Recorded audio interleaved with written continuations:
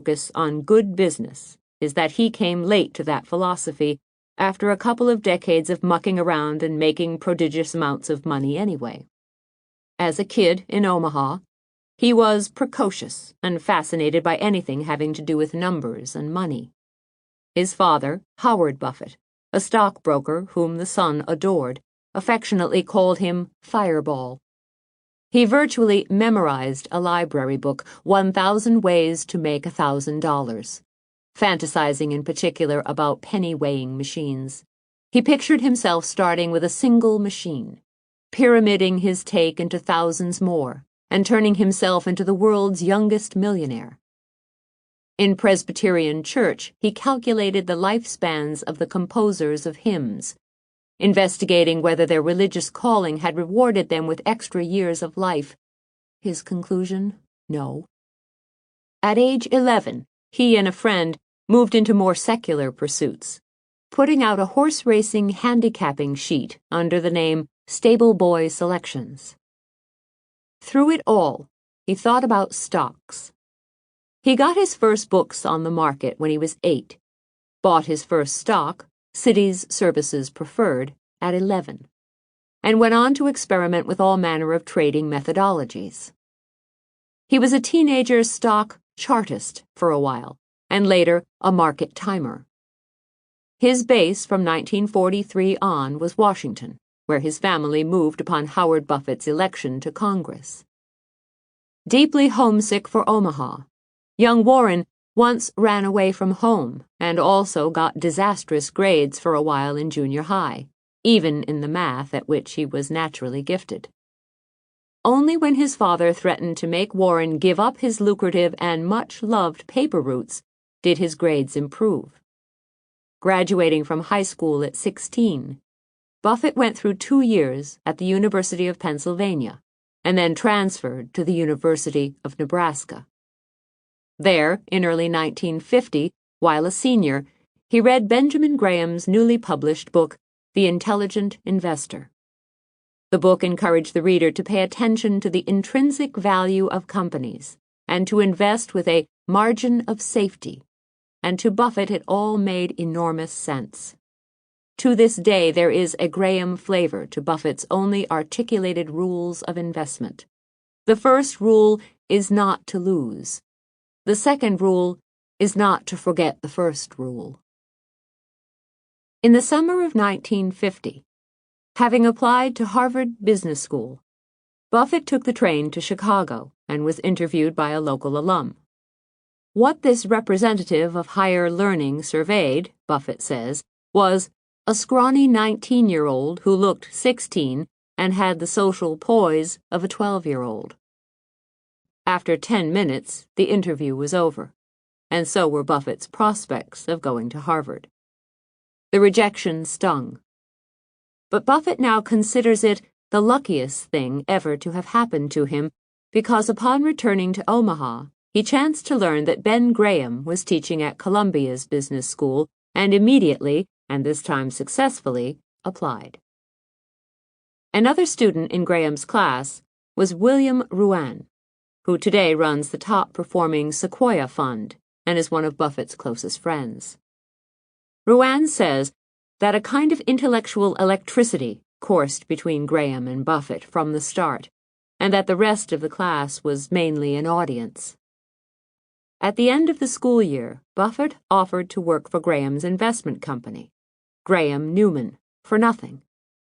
But Ben, says Buffett, made his customary calculation of value to price and said no. Buffett did not succeed in getting a job offer from Graham until 1954, when he started at Graham Newman as a jack-of-all-trades and student of his mentor's mechanistic, value-based investment techniques. Basically, Graham looked for bargains, which he rigidly defined as stocks that could be bought at no more than 2/3 of their net working capital. Most companies, he figured, could be liquidated for at least their net working capital. So in buying for still less, he saw himself building in the necessary margin of safety. Today, few stocks would meet Graham's standards. In the early 1950s, many did. Buffett returned to Omaha in 1956 at age 25, imbued with Graham's theories and ready to embark upon the course that was to make him rich and famous. Assembling $105,000 in limited partnership funds from a few family members and friends, he started Buffett Partnership Limited. The economics of the partnership were simple. The limited partners earned 6% on their funds and got 75% of all profits made in addition. Buffett, as general partner, got the remaining 25%. The partnership earned impressive profits from the start, and as word spread about this young man's abilities, new partners climbed aboard, bearing money. When Buffett decided in 1969 to disband the partnership, having grown disenchanted with a market that had turned wildly speculative, he had $100 million under management, of which $25 million was his own, most of it the fruits of his share of the profits. Over the 13 years of the partnership, he had compounded its funds at an average annual rate of 29.5%.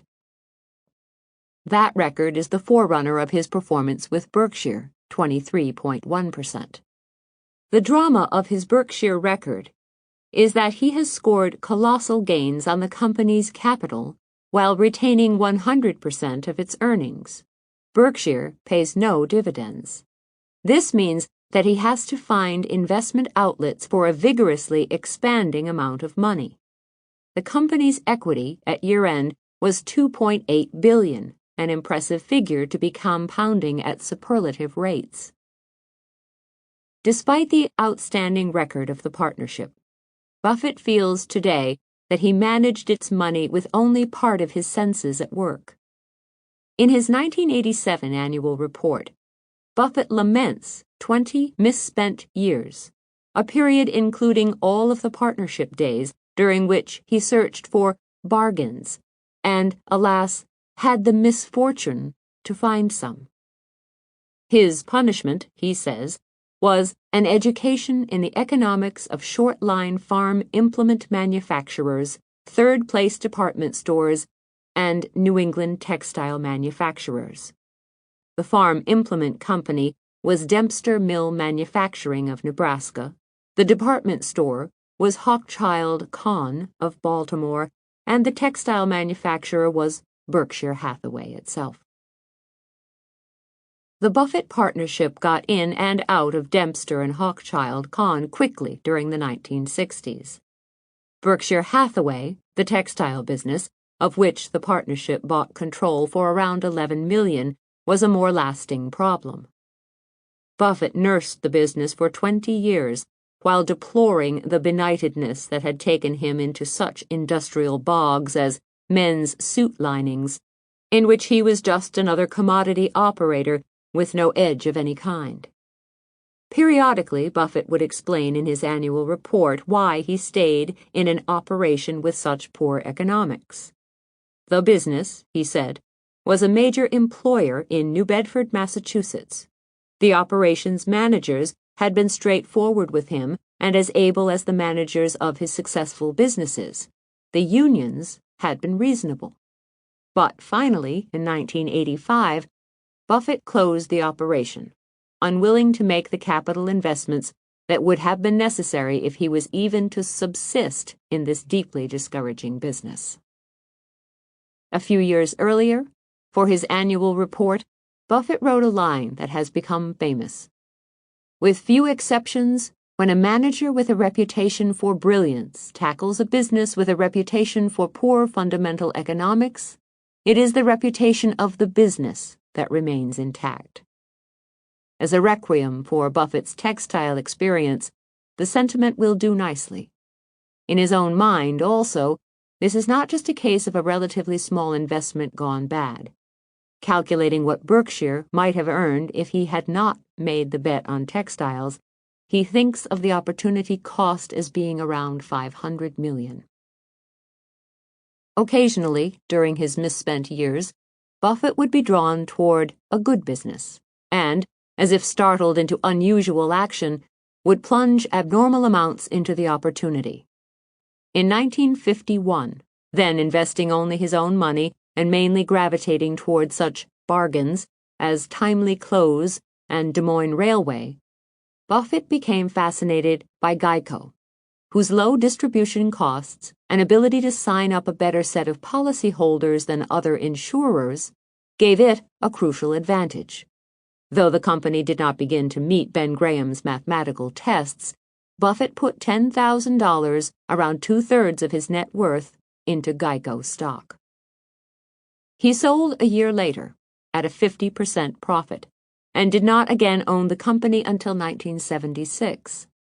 By then, Geico was magnitudes larger, but near bankruptcy because it had miscalculated its claim costs and was underpricing.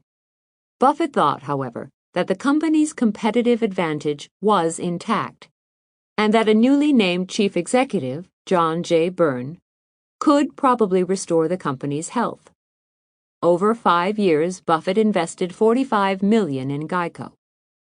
Byrne did the job, becoming a close friend of Buffett's and often seeking his advice. Geico is today an industry star, and Berkshire's stake is worth $800 million. On another occasion, in 1964, while running the partnership, Buffett barreled into American Express stock at the time of the so-called salad oil scandal. An Amex Co. subsidiary that issued warehouse receipts was found to have certified the existence of mountainous quantities of oil that did not exist. On a worst-case basis, American Express might have emerged from that crisis with no net worth. The company's stock plunged. Ben Graham would have scorned the stock because, by his definitions, it offered no margin of safety. But Buffett assessed the franchises embodied in the company's charge card and traveler's checks businesses, and concluded these were assets that could carry Amex Co. through almost any storm. Buffett had an unwritten rule at the time that he would not put more than 25% of the partnership's money into one security. He broke the rule for American Express, committing 40%, which was $13 million. Some 2 years later, he sold out at a $20 million profit. Buffett considers himself to have been nudged, prodded, and shoved toward a steady, rather than intermittent, appreciation of good businesses by Charles T. Munger, 64, vice chairman of Berkshire and the Charlie of Buffett's annual reports. In the U.S. corporate system, vice chairmen have a way of often not being important. That is decidedly not the case at Berkshire Hathaway. Munger's mental ability is probably up to Buffett's, and the two can talk as equals. They differ, however, in political views. Munger is a traditional Republican, Buffett a fiscally conservative Democrat, and in demeanor. Though sometimes cutting in his annual report, Buffett employs great tact when doling out criticism in person. Munger can be incisively frank. Last year, chairing the annual meeting of Wesco, a California savings and loan 80% owned by Berkshire, Munger delivered a self-appraisal. In my whole life, nobody has ever accused me of being humble, although humility is a trait I much admire. I don't think I quite got my full share. Like Buffett, Munger is a native of Omaha, but as boys the two did not know each other. After getting the equivalent of a college degree in the Army Air Force and graduating from Harvard Law School, Munger went to Los Angeles, where he started the law firm now known as Munger, Tolles, and Olson. On a visit back to Omaha in 1959, Munger attended a dinner party that also included Buffett. Munger had heard tales of this 29-year-old who was remaking the Omaha investment scene and was prepared to be unimpressed. Instead, he was bowled over by Buffett's intellect. I would have to say, says Munger, that I recognized almost instantly what a remarkable person Warren is. Buffett's reaction was that of a proselytizer. Convinced that the law was a slow boat to wealth, he began arguing that Munger should give up his practice and start his own investment partnership. Finally, in 1962, Munger made the move, though he hedged his bets by also keeping a hand in the law.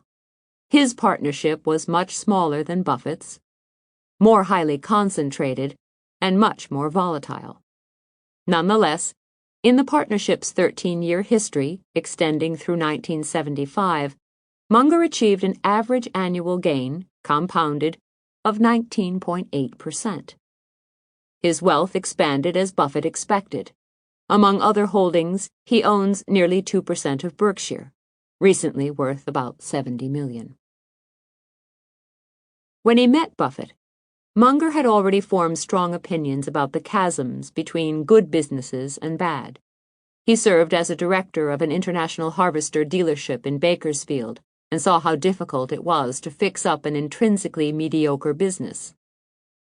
As an Angelino, he observed the splendid prosperity of the Los Angeles Times.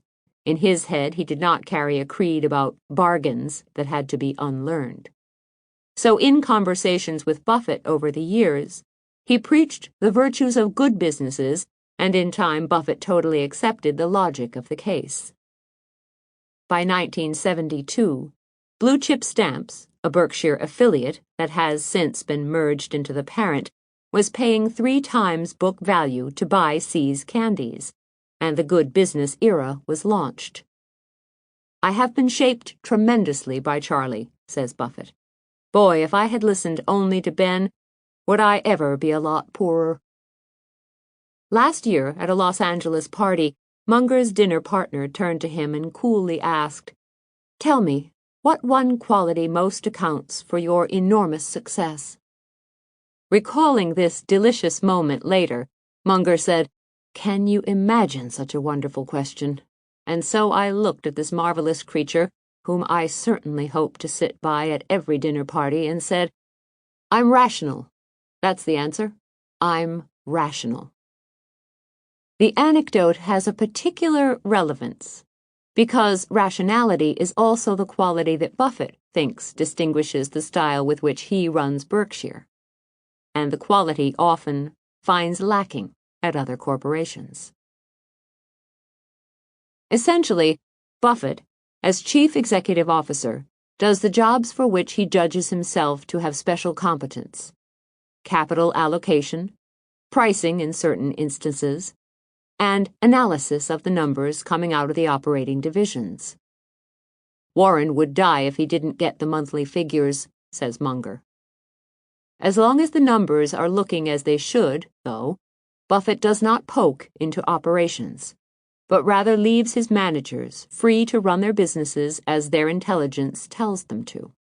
When he talks about the kind of companies he wishes to buy, Buffett always stipulates that they must come in the door with their own good management because, he says, we can't supply management and won't.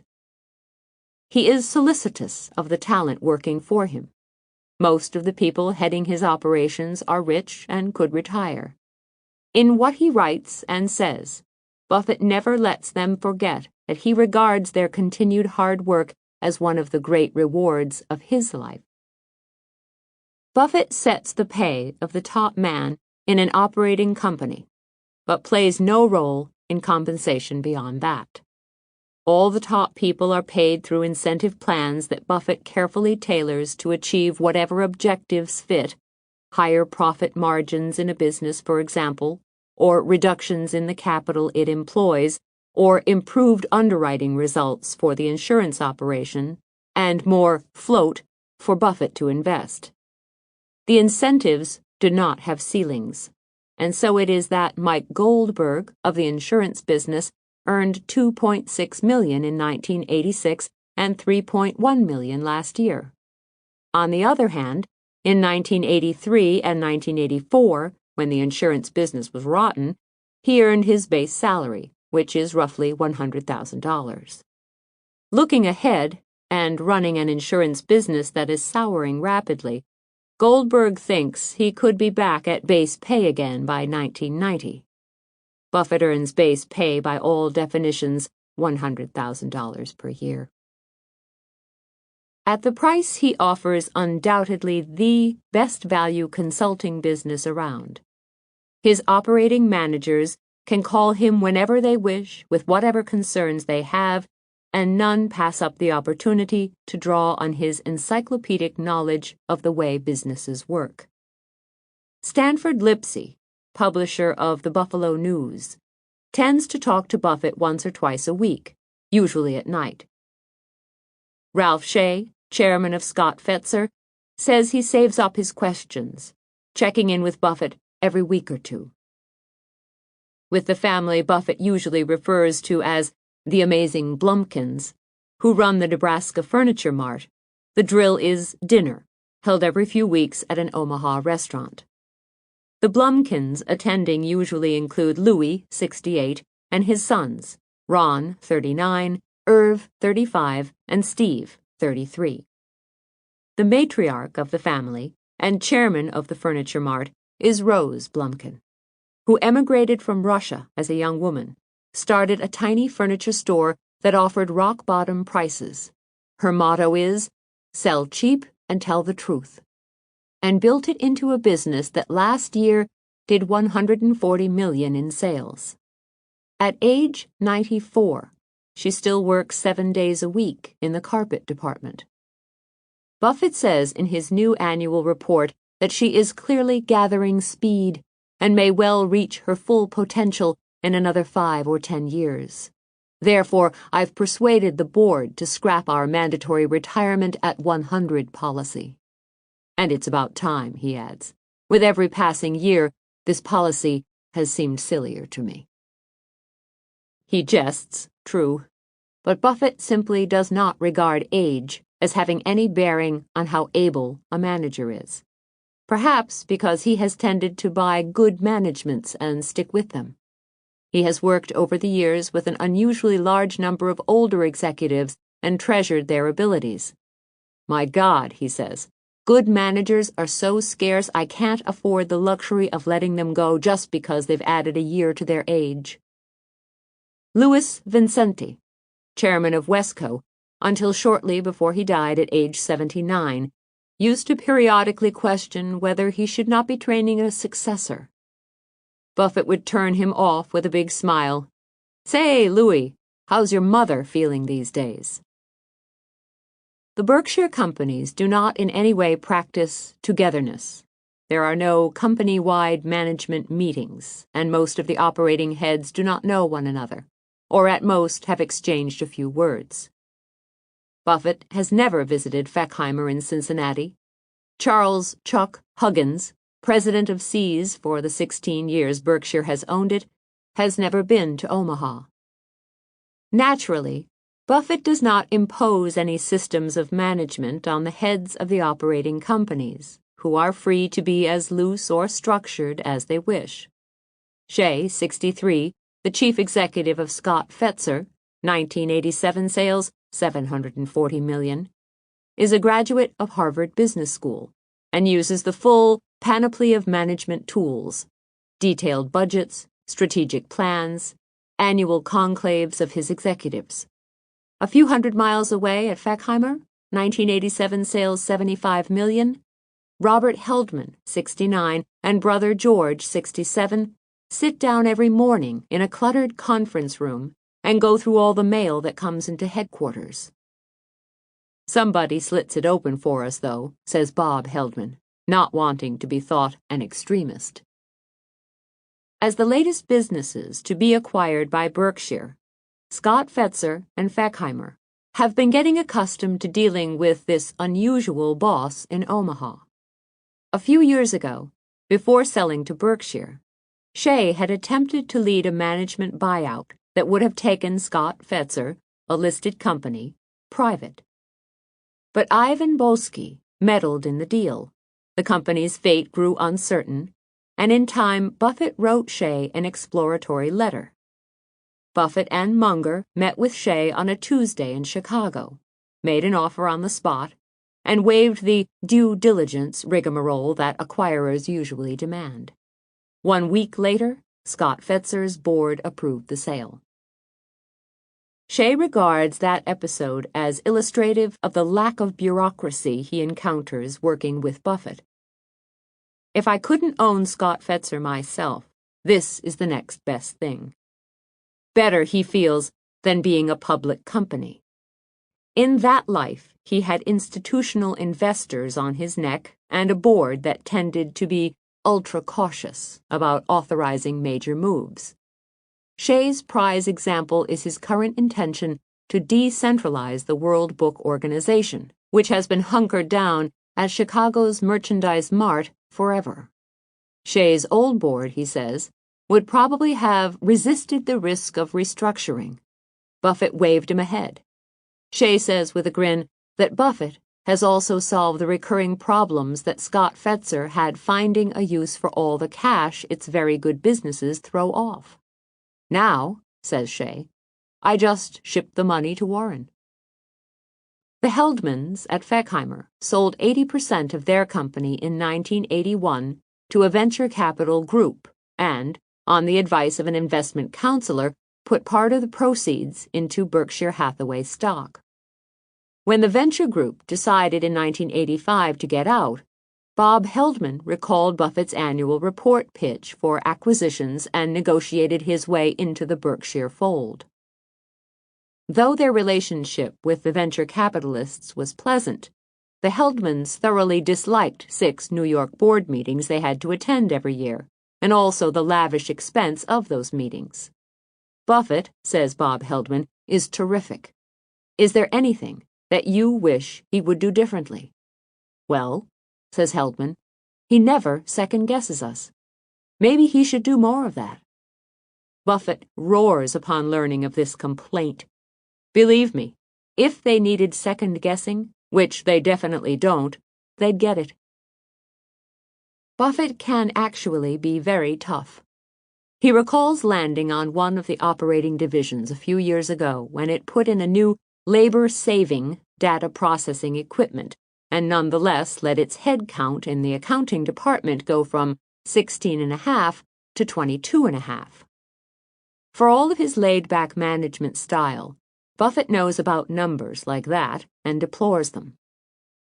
There is a right-size staff for any operation, he thinks, whether business is good or bad, and he is totally impatient with unnecessary costs and managers who allow them to materialize. He says, whenever I read about some company undertaking a cost-cutting program, I know it's not a company that really knows what costs are all about. Spurts don't work in this area. The really good manager does not wake up in the morning and say, this is the day I'm going to cut costs, any more than he wakes up and decides to practice breathing. When they criticize him, which they do only mildly, Buffett's operating managers tend to think him too rational and demanding about numbers. No one can quite imagine him paying up for a small seed business with a possible future but no present. Buffett and Munger are not in the least suffused with animal spirits. They do not even consider making discretionary capital expenditures, say for flashy offices, that aren't going to do them any economic good. Neither are they inventors. Says Buffett, we don't have the skill to be. Above all, I guess you'd say we have a strong sense of our own limitations. They are not timid, though, about prices. Buffett works with the heads of both Seas and the Buffalo News in setting prices once a year, and he has tended to be aggressive. A chief executive, he says, can bring a perspective to pricing that a divisional manager cannot. The manager has just one business. His equation tells him that if he prices a little too low, it's not that serious. But if he prices too high, he sees himself screwing up the only thing in his life. And no one knows what raising prices will do. For the manager, it's all Russian roulette. For the chief executive, with more than one thing in his life, it really isn't. So I would argue that someone with wide experience and distance from the scene should set prices in certain cases. Buffett extends his own experience to one other kind of pricing. the setting of premium rates for large risk insurance policies, such as product liability coverage. That game is one of 7- and 8-figure premiums, probabilities, and years of float. It is a game made to order for Buffett, who tends to do a few calculations in his head and come up with a bid. He does not own a calculator, or a computer or abacus, he says, and would never see himself as needing any kind of mathematical crutch. Though the point is hardly provable, he must be the only billionaire who still does his own income tax. At his office in Omaha, in fact, he does what he pleases, leading an unhurried, unhassled, largely unscheduled life.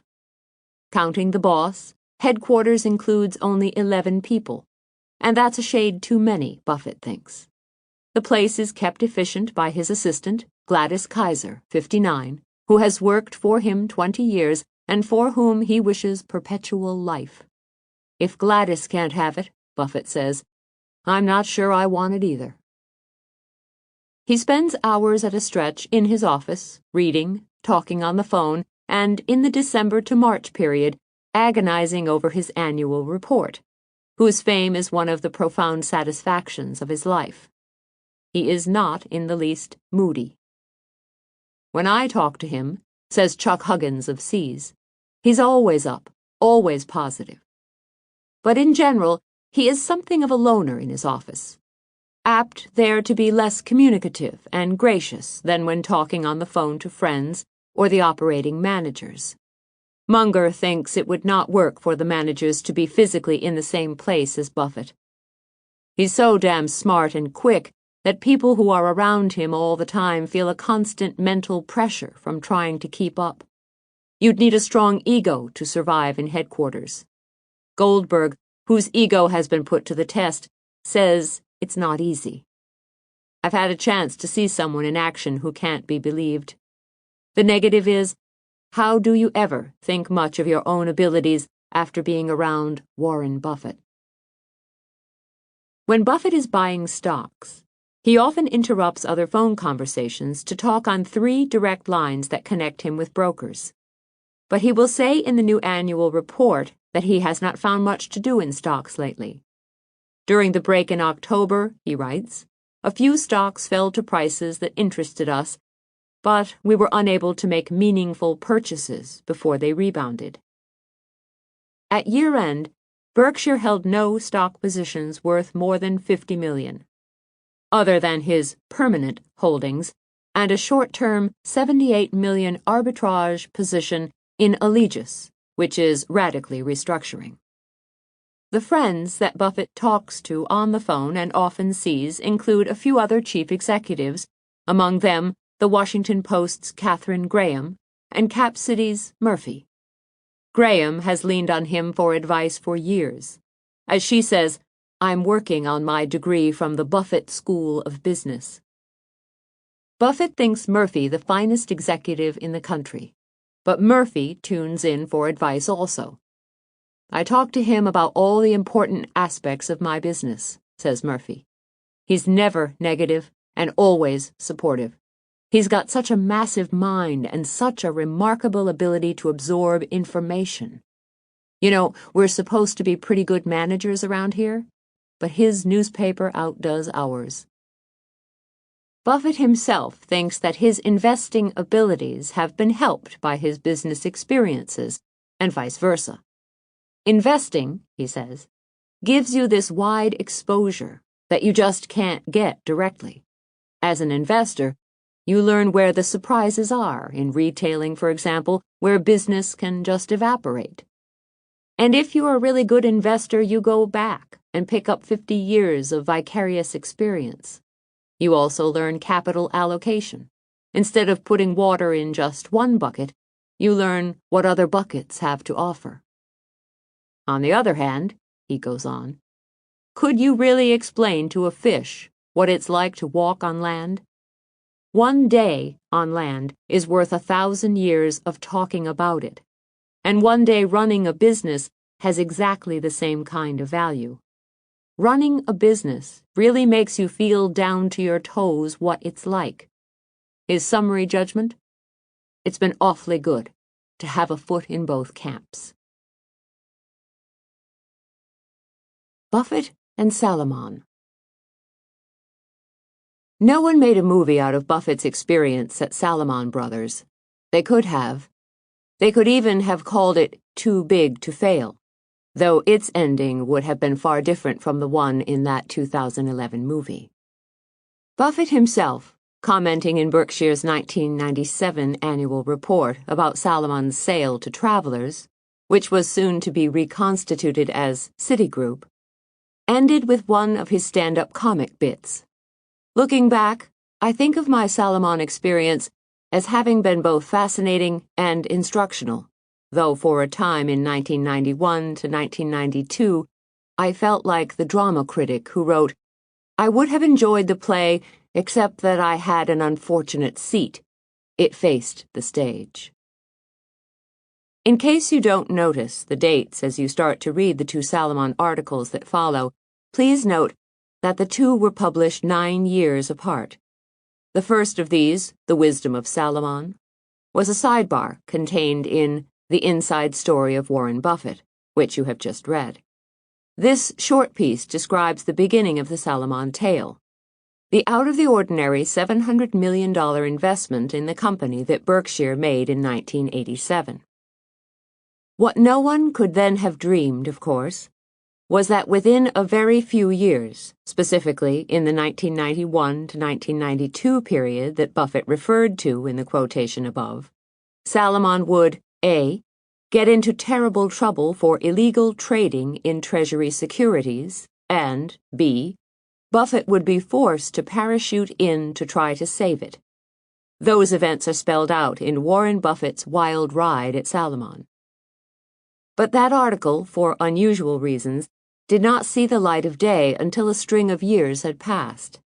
The story itself, in its opening paragraphs, explains the delay in publication. To read the 1997 story today, and to realize how close Salomon came to bankruptcy in 1991, at least as Buffett saw it, is inevitably to think about Lehman Brothers, which many years later did go bankrupt. In the Salomon article is a one-sentence description of the chaos that an emotional Buffett warned Washington would ensue if the firm failed. Said the sentence, he predicted that a Salomon bankruptcy would be calamitous, having domino effects that would reach worldwide and play havoc with a financial system that subsists on the expectation of prompt payments.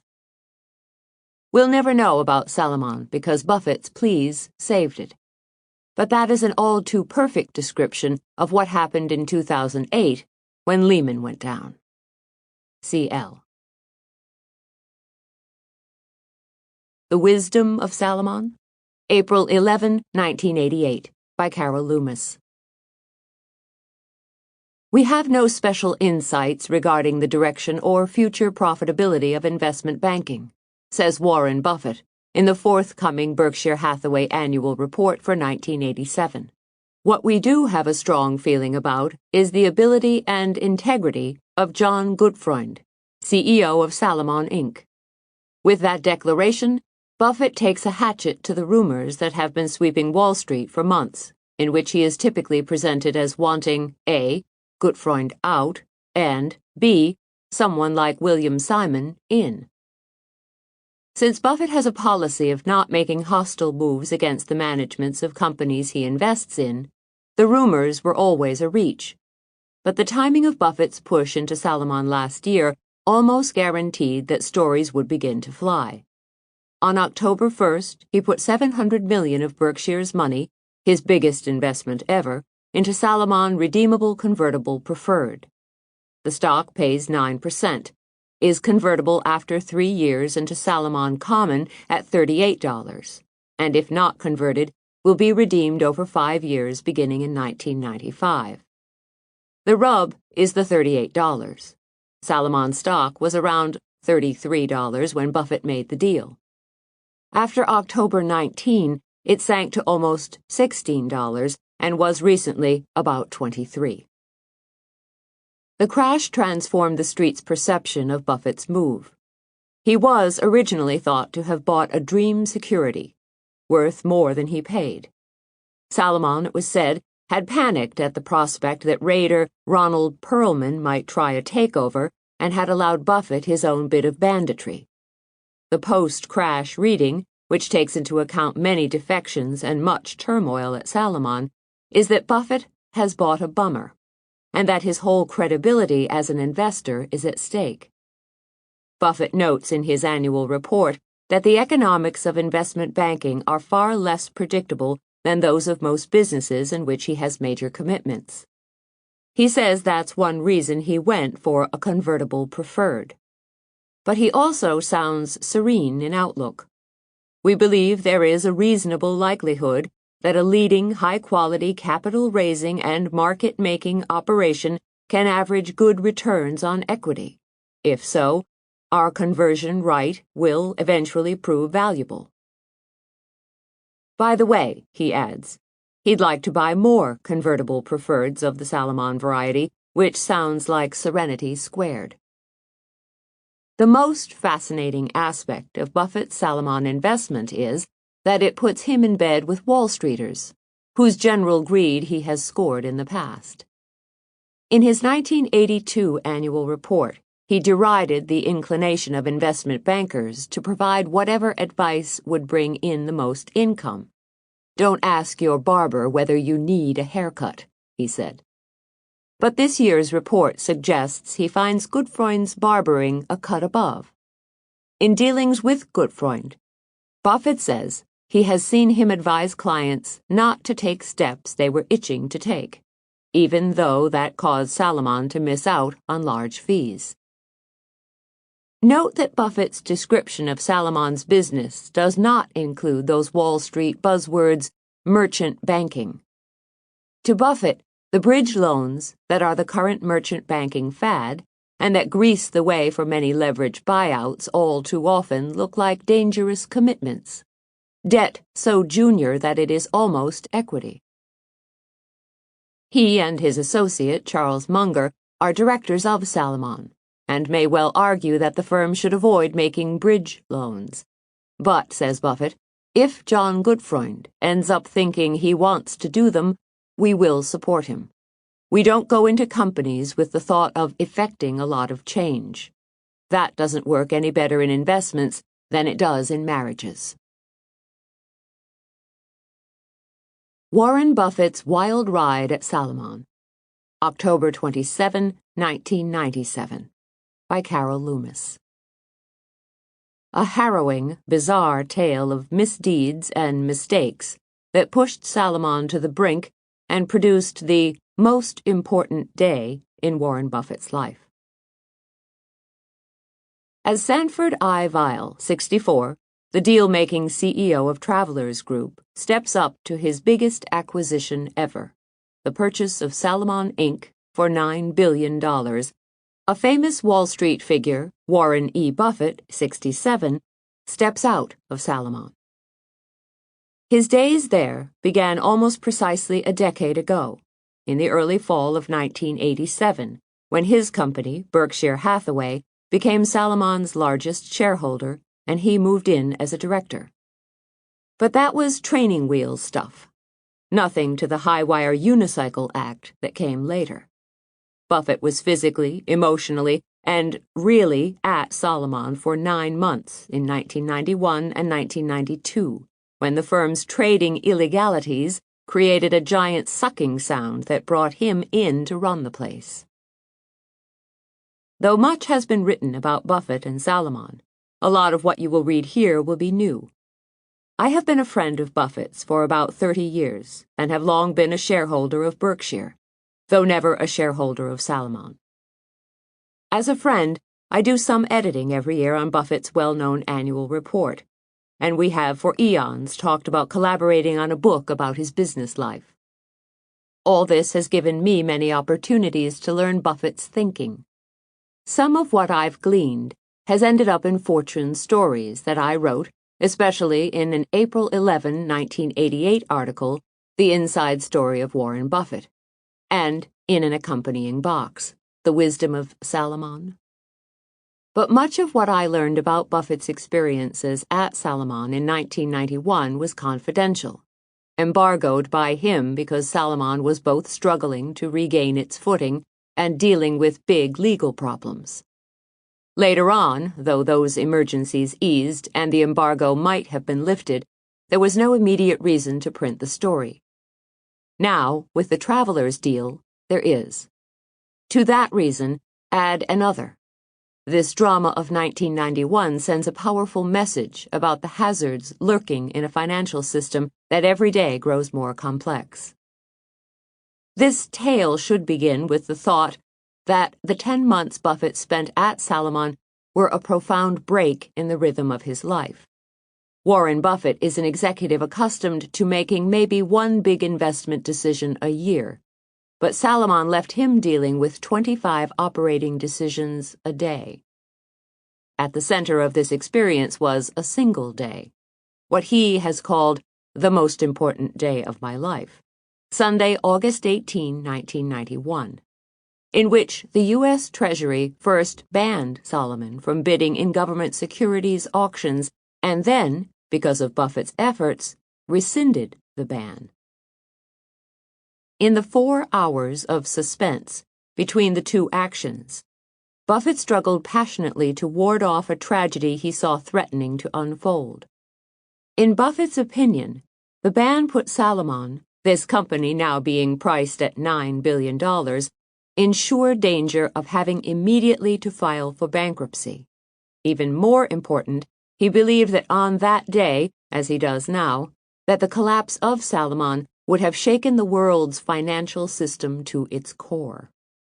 That Sunday in August was a far cry from the commercialism of another Sunday, September 27, 1987, when Buffett and John Gutfreund, then Salomon's chairman and CEO, agreed that Berkshire Hathaway would buy $700 million of Salomon convertible preferred stock, which equated to a 12% stake in the company.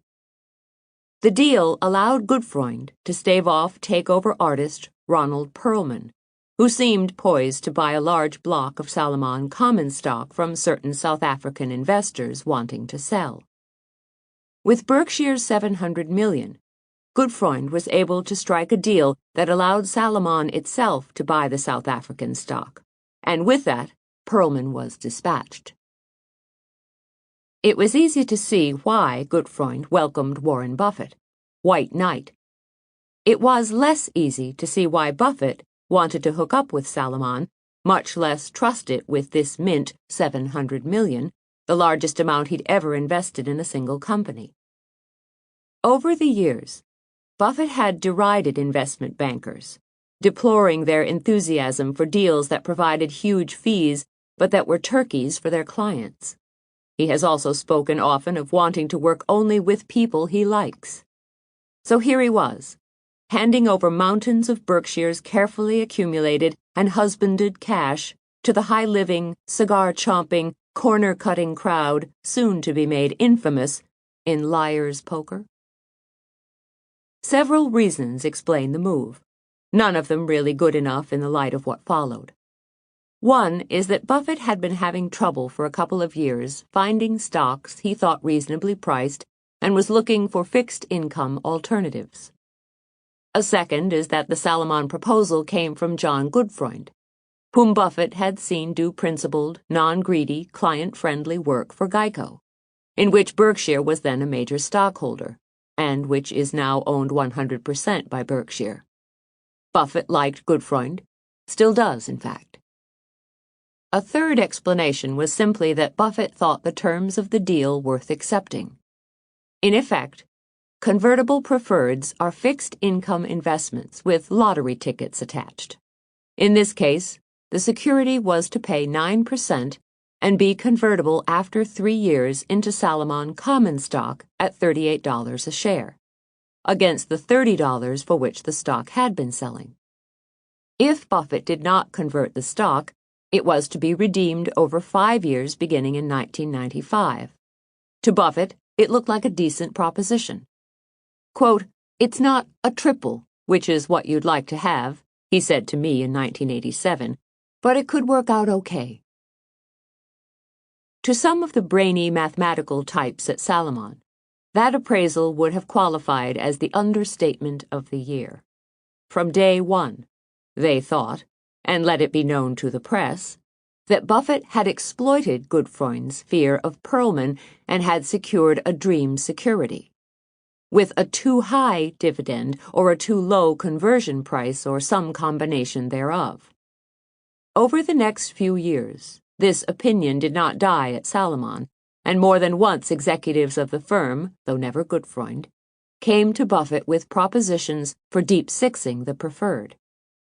It's fair to say that Buffett might have taken those offers more seriously had he known that ahead lay the business-wrecking, profit-shredding scandal that broke in August 1991, and that turned the world upside down for both Salomon and him. A little stage setting here. Before the crisis hit, Salomon was on its way to an excellent business year, marred only by a Treasury investment into a May T-bill auction in which Salomon was thought perhaps to have engineered a short squeeze. Despite that sticky matter, Salomon's stock had climbed to $37 a share, a price very near Buffett's conversion point of $38. For the story of what then happened, we may begin with Buffett in Reno. Yes, Reno, which was the spot two executives of a Berkshire subsidiary had picked for an annual getaway with Buffett. Arriving in Reno on the afternoon of Thursday, August 8, Buffett checked with his office and found that John Gutfreund, en route at that moment from London to New York, wanted to talk with him that evening. Gutfreund's office said he'd then be at Salomon's principal law firm, Watchell, Lipton, Rosen and Katz, and Buffett agreed to call him there at 10:30 p.m. New York time. Mulling this over, Buffett concluded that it couldn't be bad news because Gutfreund hadn't been in New York to attend to it.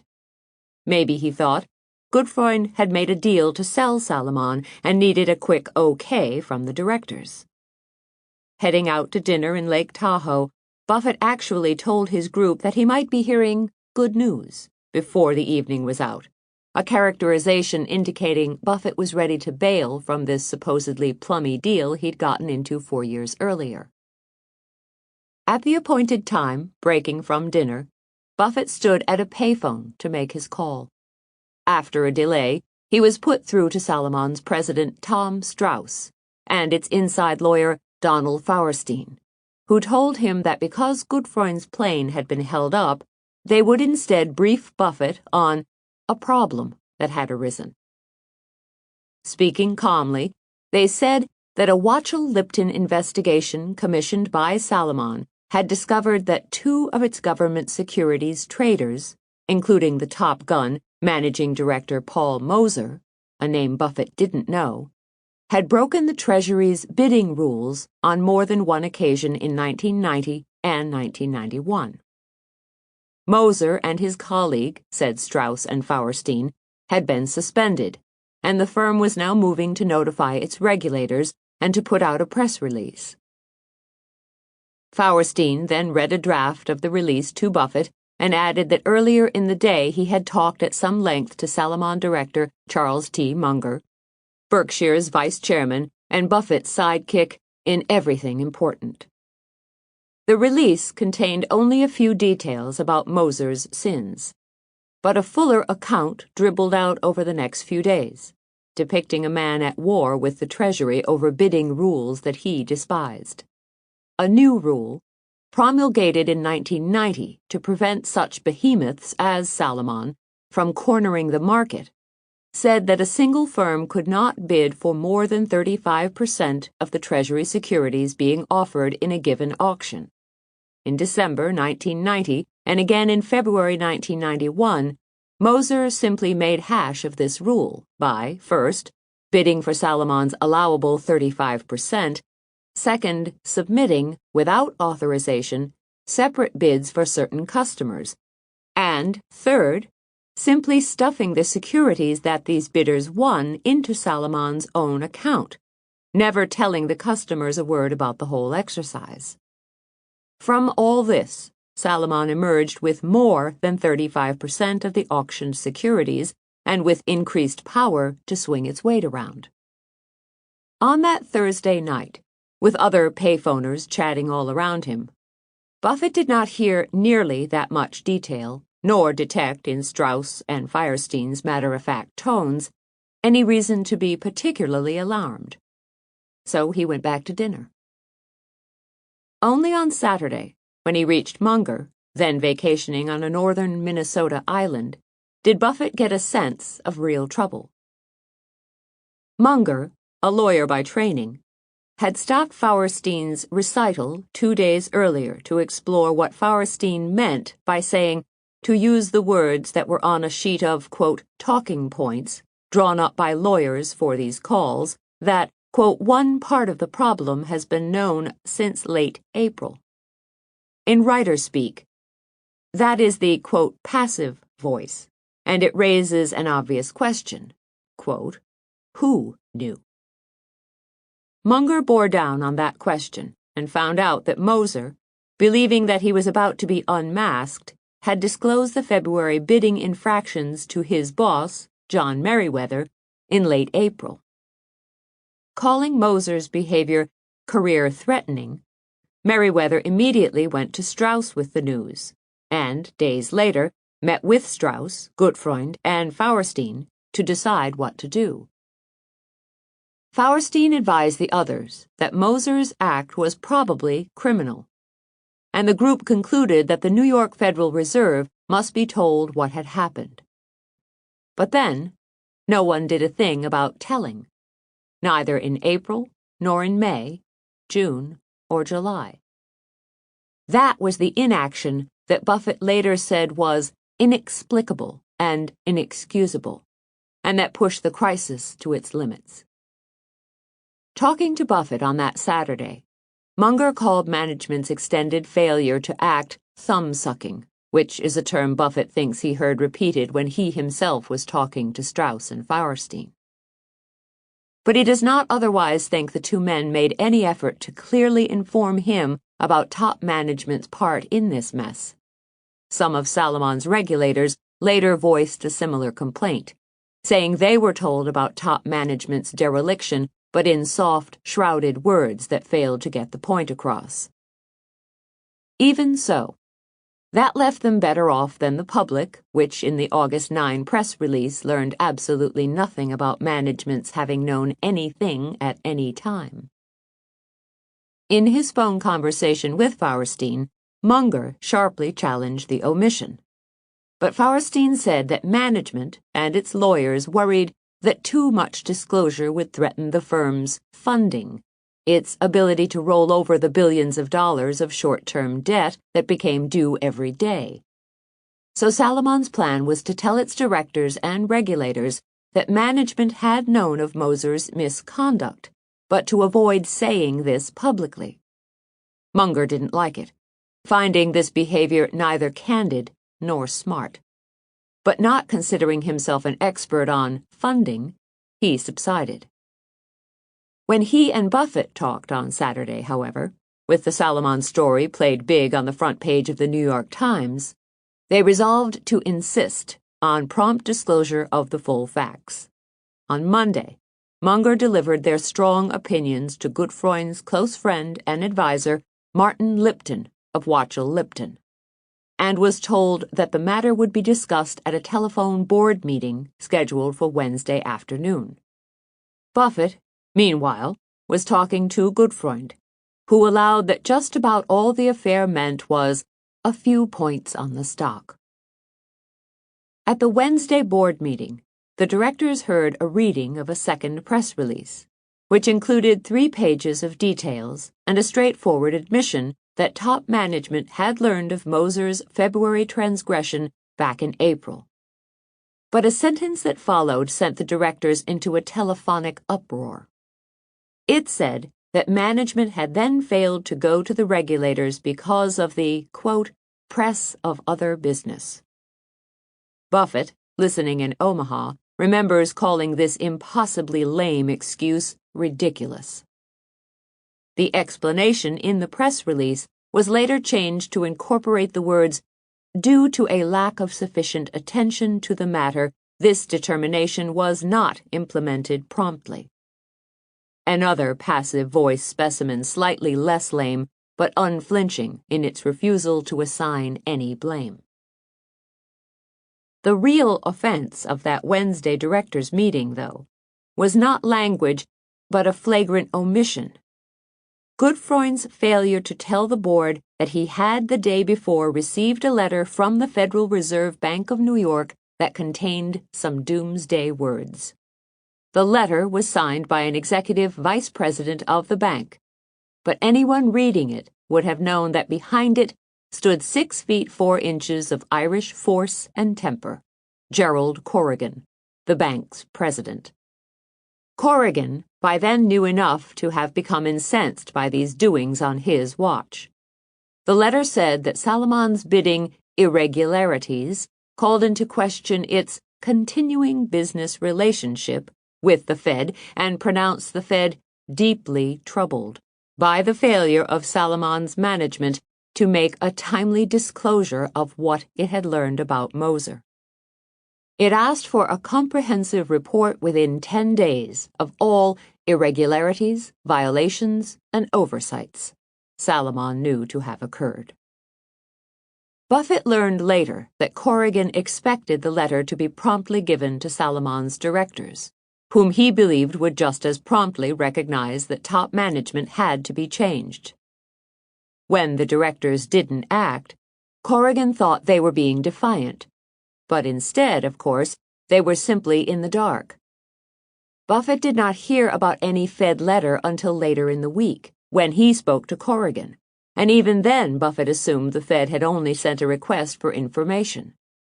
Buffett did not actually see the letter until more than a month later, after he heard Corrigan refer pointedly to it in congressional hearings.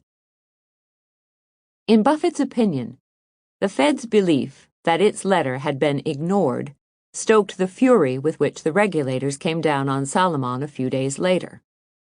There is no shortage, Buffett says, of vital matters that Gutfreund, Strauss, and Fauerstein kept from the directors in the previous months, all the while acting as if things were perfectly normal.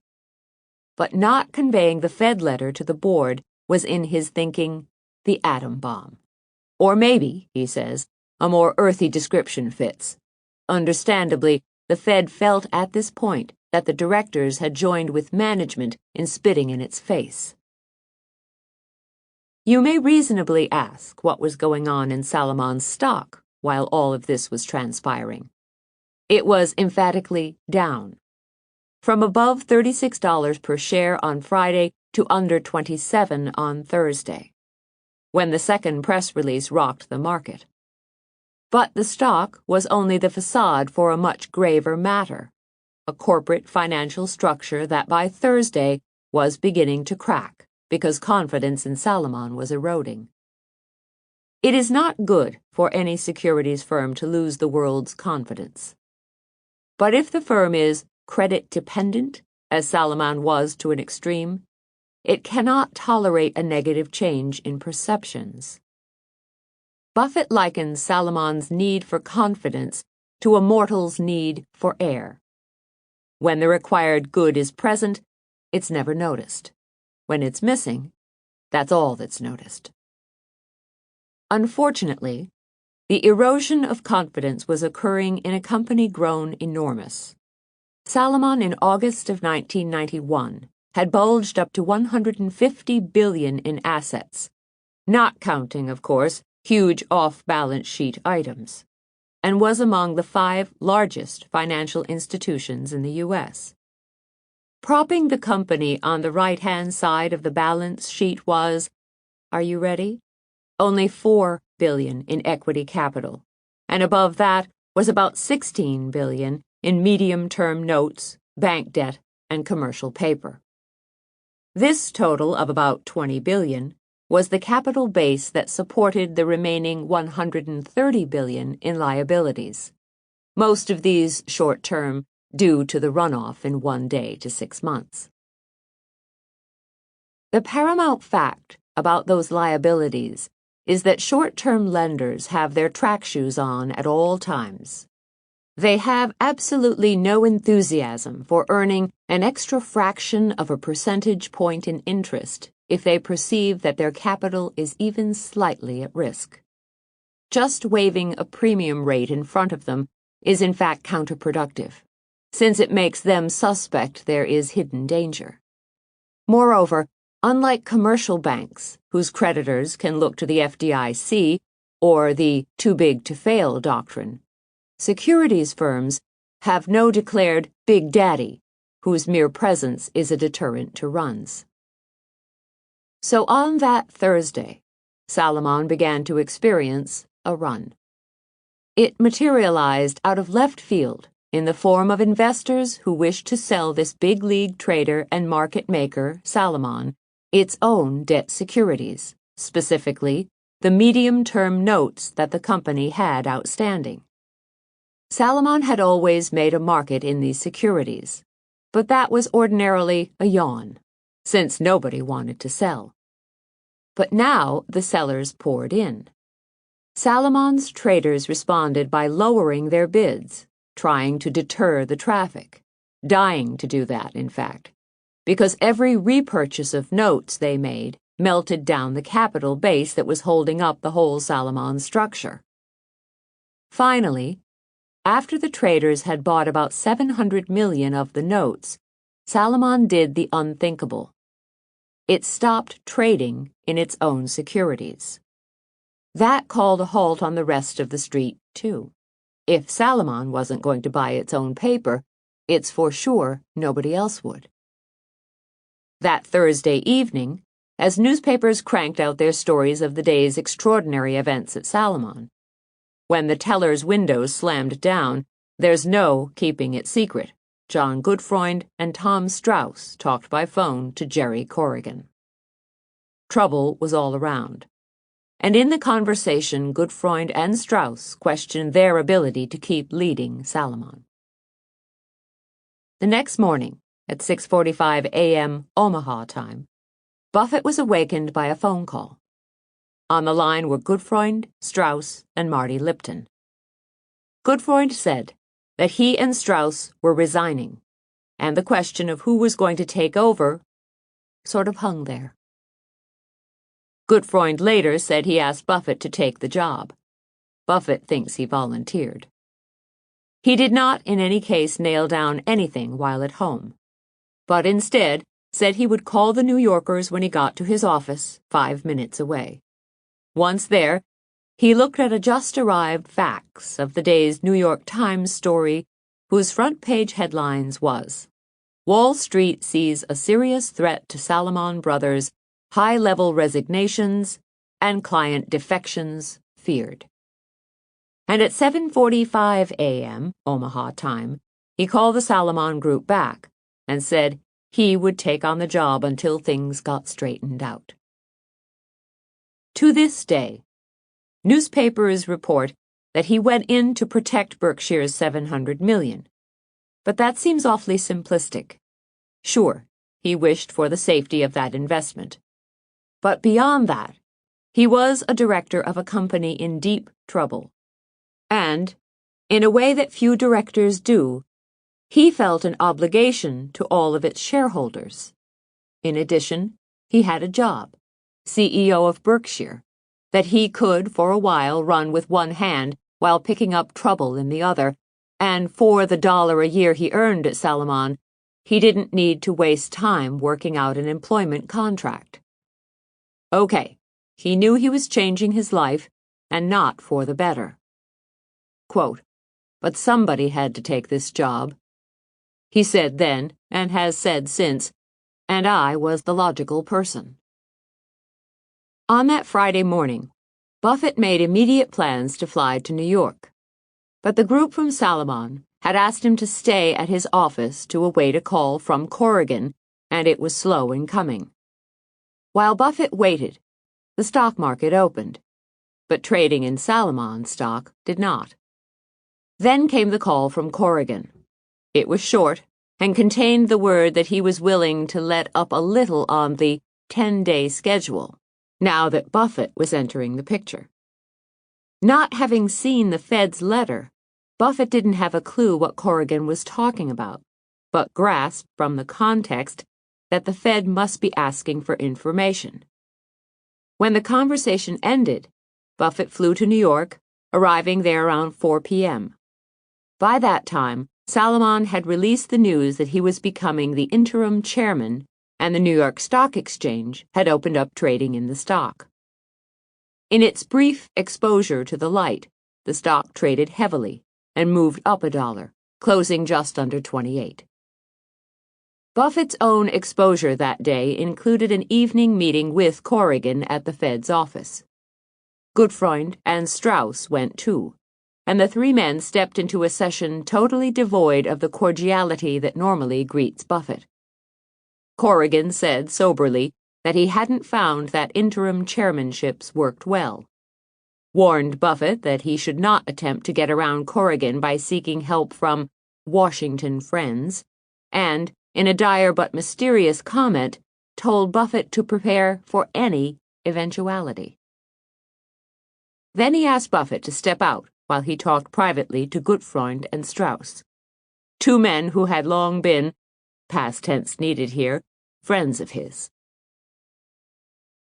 When the two emerged, Gutfreund told Buffett that Corrigan had emotionally expressed his personal regrets about the part he was playing in ending their careers. Gutfreund, iron tough to the end, angrily dismissed the incident when talking to Buffett, saying he wasn't about to grant Corrigan absolution. Today, Buffett, recalling those strange moments, remembers also that George Washington cried as he was signing the death warrant of Major Andre, a British spy. But, like Corrigan, he signed. For Buffett, the rest of Friday and all of Saturday were given over to crucial operating decisions. One obliged him to address the fate of John Merriweather, who had sped to tell his bosses about Moser's misdeeds when he learned of them, but then had willingly or unwillingly got caught up in the web of non-disclosure. Marty Lipton, terribly visible in these crises days, wanted Merriweather fired, and so did a good many members of the management committee, who were clawing for anything that might save the firm. But Buffett, unclear that it was fair to fire Merriweather, kept searching for more understanding of what had truly happened after April. He gained some knowledge on Saturday, when two Watchell-Lipton lawyers spent more than an hour telling Buffett and the surviving members of Salomon's management committee what they had learned in their investigation, which had begun in early July. Then, late on Saturday, the Merriweather question became moot, because he himself decided it was best that he resign. The still bigger decision facing Buffett was determining which member of Salomon Brothers' executive group would become the new head of the securities operation, now losing its two bosses, Gutfreund and Strauss. So on Saturday, at Watchell-Lipton's offices, Buffett talked serially to about 10 members of Salomon's management committee, asking each man whom, among this group, he thought most qualified to run the business. The great majority said Derek Mon, then 43, who had recently returned from running Salomon's Tokyo office and been made co-head of investment banking. Mon himself had a subtle answer. I think that when you ask many of the others whom they want, you'll find it's me. Buffett knew also that Gutfreund thought the choice should be Mon. So Buffett identified this man that day. But he held off telling both Mon and the world because the Salomon board, ready to meet in emergency session at 10 a.m. on Sunday, August 18, needed to ratify the decision and indeed to elect Buffett himself. Had the whole regulatory establishment slept through that weekend, the board meeting would still have been a landmark event. But as it was, on Saturday, Salomon's regulators were putting the finishing touches on a guided missile. It hit Salomon's offices in downtown Manhattan just before 10 a.m. on Sunday, by way of a phone call from the Treasury, saying that in a few minutes it would announce that Salomon would be barred from bidding at Treasury auctions both for its own account and for customers. Buffett got the message in a small room where he was talking with a handful of people, including two, Gutfreund and Strauss, who were set to offer their resignations at the meeting. The three men immediately concluded that the news would put Salomon out of business, not because of the economic loss that would be sustained because of the Treasury's lockout, but because the world would interpret the news as Treasury to Salomon drop dead. Furthermore, this blow would fall on a company already staggered by credit problems and just barely hanging on. Nor was there time to maneuver. Word had already gone out that Buffett would appear at a 2:30 p.m. press conference, and a crowd of journalists was expected. Worse than that, the tyranny of a worldwide market was bearing down on the firm. The Japanese market would be opening in the late afternoon, and then London, and then New York. Bad news would cascade from one market to the other, and center on just one thought. Salomon's credit is shot. In a firm dependent on credit, other thoughts didn't matter anyway. This one alone would destroy the company. In the small room where they got the news, Buffett and the others huddled to consider their options. They saw three possible courses of action. First, get the Treasury to rescind or at least modify the ban. Second, put on a brave face, spout confident statements, and hope that the world would buy the act, or, in other words, lie. Third, liquidate by declaring bankruptcy, hoping thereby to fail honorably, minimize the damage, and spread its effects equitably among Salomon's creditors. The second strategy got ditched almost before it was articulated.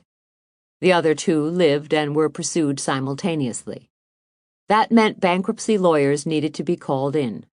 A team was summoned from Watchell Lipton and put to work investigating how a mammoth international securities firm goes bankrupt on a Sunday, possibly needing some judge yanked from watching baseball and eating popcorn who might suspect that a careless typist had added an extra zero to that figure of 150 billion, and who would in any case probably never have heard of a derivative or repos or fails to deliver. In short, the bankruptcy filing, if things came to that end, was going to be a nightmare. In a personal sense, it would have been that for Buffett also.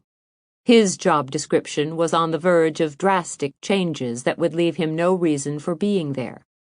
He had come to save Salomon, not to escort it through the endless process of bankruptcy. All manner of people could do that job, he told himself. So early on that Sunday, Buffett concluded that he would refuse election if bankruptcy ensued. He did not, however, kid himself about the furor that would follow, since he knew that his exit would be viewed as the abandonment of a sinking ship, or, worse yet, as the very cause of its going down. Buffett had long told his three children that it takes a lifetime to build a reputation, but only 5 minutes to tear it down. As he moved along through Sunday, he told himself he might be edging up on the 5 minutes. But that did not short-circuit a ton of energy he was putting into Plan A, getting a reversal of the ban. Buffett assigned himself to calling the Treasury and also talked once that day to Fed Chairman Alan Greenspan. Gutfreund and Strauss were put on the job of finding Corrigan, who proved hard to reach. Merriweather, lending help, was told to track down Richard Breeden, chairman of the SEC. That thrust turned out to be a total non-winner. Breeden, once Merriweather got him, said he had participated in the Treasury's decision, pronounced Salomon rotten to the core, and said it would get no help from him. On the Treasury front, logistics dealt an early blow. When Buffett tried almost immediately to call back the Treasury official who had delivered the awful message, the line was busy. The phone company agreed to interrupt the call, but there was confusion and error and delay. By the time Buffett actually got through to the Treasury spokesman, the announcement of the Treasury ban had hit the wires and gone flashing around the world. The Treasury spokesman then got Secretary of the Treasury Nicholas Brady, at that moment visiting Saratoga Springs, New York, for the horse races, to call Buffett. The two men had been friendly acquaintances over the years, but could hardly have imagined they would be facing off on this Sunday morning. His voice cracking with emotion and strain, Buffett made his case, telling the Secretary that Salomon could not cope with the Treasury ban and that it was bringing in bankruptcy experts to prepare for a possible filing. Buffett stressed Salomon's gargantuan size and the worldwide nature of its business. He predicted that a Salomon bankruptcy would be calamitous, having domino effects that would reach worldwide and play havoc with a financial system that subsists on the idea of prompt payments. Doomsday scenarios are not easy to get across. Responding, Brady was friendly and empathetic, but inclined to think this talk of bankruptcy and financial meltdowns was far-fetched. He could not imagine Buffett refusing to take the job or failing in its execution. Brady was also highly aware of where things stood. The announcement had gone out, and reversing it would be an enormous problem.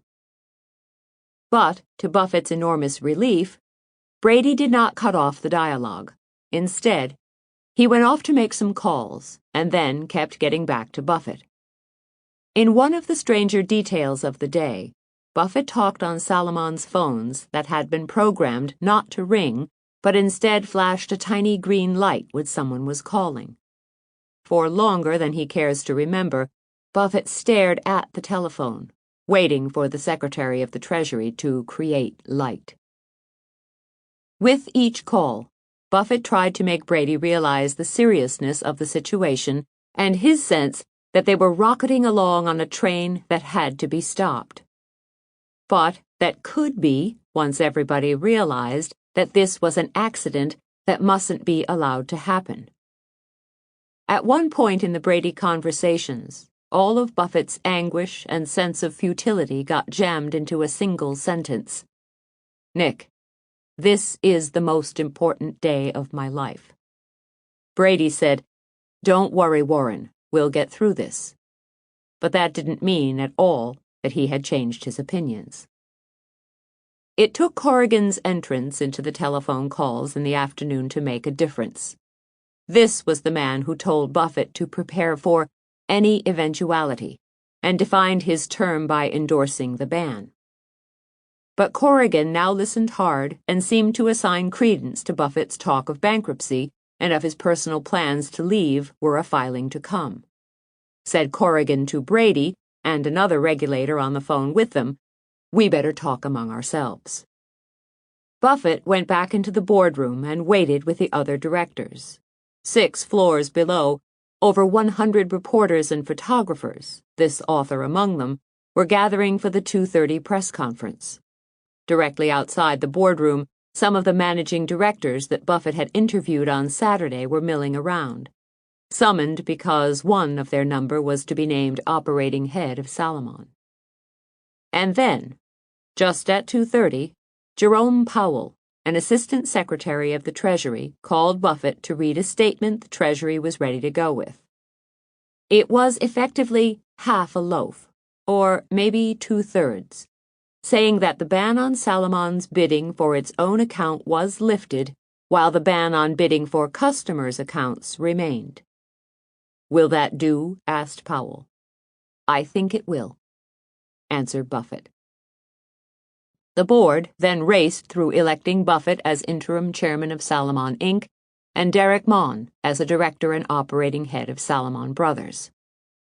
Buffett found Mon and said, "You're tapped," and the two went down to the press conference, entering at 2:45. The start was abrupt. "I'm Warren Buffett, and I was this afternoon elected interim chairman of Salomon, Inc."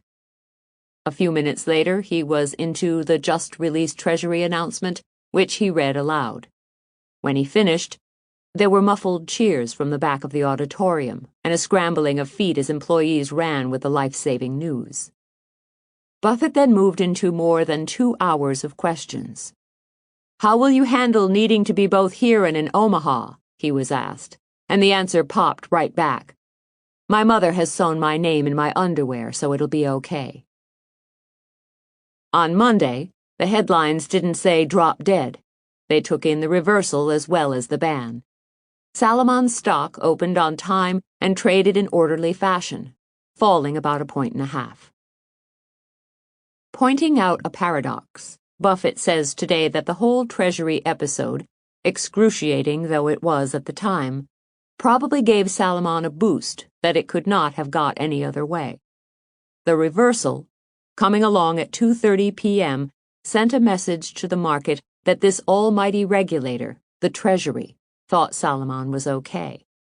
Had not that endorsement materialized, Monday's debt markets would have been forced to make their own determination about Salomon's credit worthiness, and who knows what kind of thoughts they would have pulled from the ether. As it was, Salomon emerged from that weekend with just enough stamina to limp through some exceedingly tough months, in which the interim CEO reduced leverage by vastly shrinking the balance sheet, haggled with banks about money Salomon badly needed, and hoped above all else that Moser's wrongdoing, which cost him nearly 4 months in prison after he pleaded guilty to lying to the Fed, would not entrap Salomon itself in criminal charges. In the end, the company settled for $290 million, an outcome mainly reflecting the extraordinary cooperation Buffett decreed should be given both regulators and the law in getting things cleaned up. A big broom in this cleanup was a California lawyer who had worked often for Berkshire, Robert Denham, and whom Buffett pulled into Salomon full-time. When May of 1992 rolled around, with many of Salomon's biggest problems under control, Buffett went back to Omaha, and Denham stepped into his place as chairman of Salomon, Inc., and overseer of the shareholders' interests. Having now overseen these folk into $9 billion of Travelers' stock, Denham will be stepping on to something else. And Berkshire's part of the $9 billion? It's about $1.7 billion, though some of the Travelers' stock Berkshire will receive is committed to holders of a Berkshire convertible bond. About that complication you do not wish to know more, nor do you wish to deeply analyze other acrobatics that Buffett has carried out with Salomon stock. Just note this. A share of Salomon is right now worth about $81 in Travelers' stock. Against that, Berkshire owns some Salomon stock that it bought in 1987 at an effective price of $38, and it owns other Salomon shares purchased later at an average price of about $48. In short, Buffett said in 1987 that Salomon wouldn't be a triple, and it hasn't been. On the other hand, this record hardly equates to a strikeout. "I'd say we hit a scratch single," says Buffett, but not before the count got to 0-2. And then inching oh so slightly toward a philosophical summary of Salomon, he hauls out one of his favorite expressions, "All's well that ends." From Now Hear This, January 10th, 1994. Buffett's wry comment 2.5 years after the Salomon crisis broke. Warren Buffett, 63, chairman of Berkshire Hathaway, a big investor in Salomon, Inc., on the fine and jail sentence laid on Paul Moser, who precipitated the firm's Treasury auction scandal. Quote, "Moser's paying $30,000 and is sentenced to prison for 4 months. Salomon's shareholders, including me, paid $290 million, and I got sentenced to 10 months as CEO." Nebraska Special, September 26, 1988, by Terence Paré. Warren E. Buffett, the Omaha investor who prides himself on producing extraordinary results by doing ordinary things, has now done an extraordinary thing to produce an ordinary result. In a letter to shareholders of Berkshire Hathaway, his hometown conglomerate, Buffett, 58, announced plans to move trading in the firm's shares from the over-the-counter market to the New York Stock Exchange.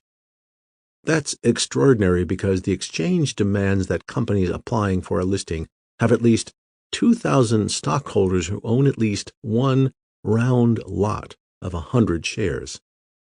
Berkshire doesn't.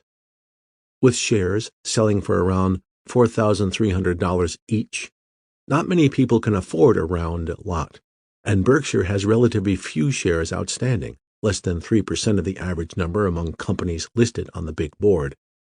Buffett has always refused to split the stock, in part to discourage speculators, and instead waited for the exchange to change the rule, which it recently did.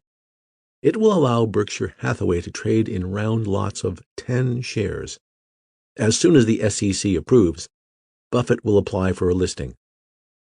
The move is not intended to boost that astronomical stock price. Indeed, Buffett wrote to his investors, "Berkshire should sell, and we hope will sell, on the NYSE at prices similar to those it would have commanded on the over-the-counter market, given similar economic circumstances."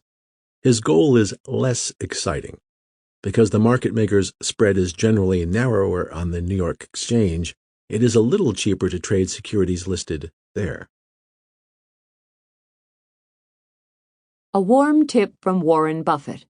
It's time to buy Freddie Mac's. December 19, 1988, by Brett Duval Fromsen.